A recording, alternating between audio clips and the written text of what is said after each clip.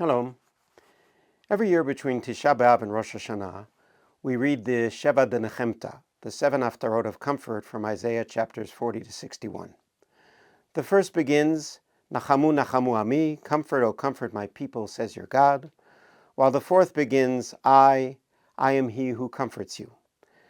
The question after this very difficult year is, how can we be comforted after the horrific massacre of October 7th?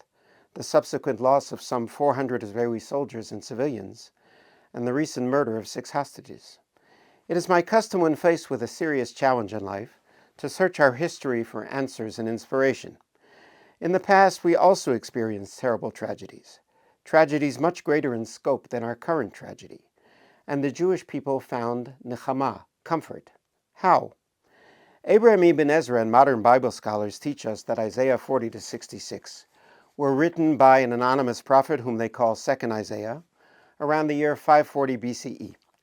Decades after the destruction of the first temple, the prophet is sitting in Babylon, yet he is absolutely certain that the Jewish people will return to the land of Israel, and so it came to pass. After the year 70 CE, the rabbis of the Mishnah faced perhaps an even greater tragedy. The Romans burned down the temple, destroyed the city of Jerusalem and much of Eretz Israel.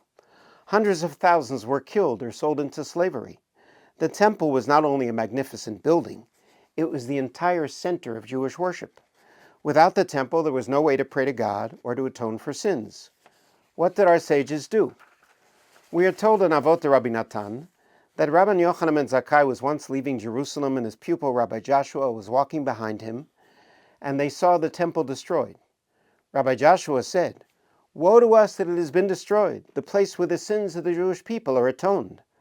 Rabbi Yochanan replied, "My son, do not take it so hard. We have another form of atonement which is similar. And what is that? It is gmilut chasadim, deeds of loving kindness." This is an amazing story. Rabbi Yochanan could have succumbed to despair like many at his time. Instead, he looked for alternatives to the sacrificial system because he understood that it would take a long time to rebuild the temple, and the Jewish people needed other ways to worship God. A short while later, we hear that Rabbi Akiva and 3 other sages came to the Temple Mount and saw a fox emerging from Kodesh HaKodashim, the Holy of Holies. The other rabbis began to cry while Rabbi Akiva began to laugh. They said to him, "Why are you laughing?" He said to them, "Why are you crying?" They said, "The place about which it is said that if a stranger enters it, he will be killed. And now foxes are walking there and we should not cry?"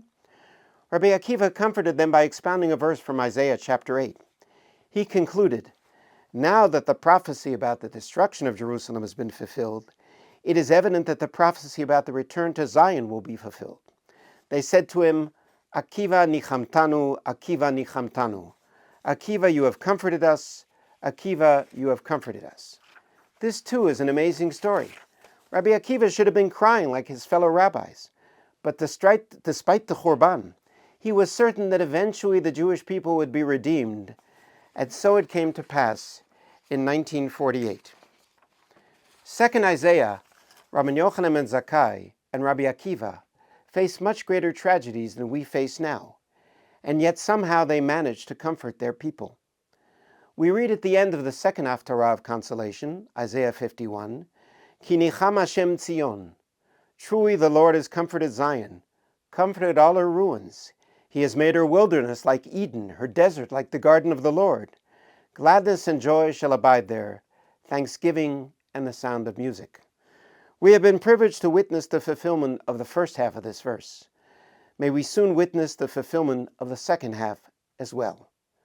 I conclude with the piyut, the medieval poem from the 13th century, Achot Ketana, Tichle shana v'kililoteha, tachel shana uvirchoteha.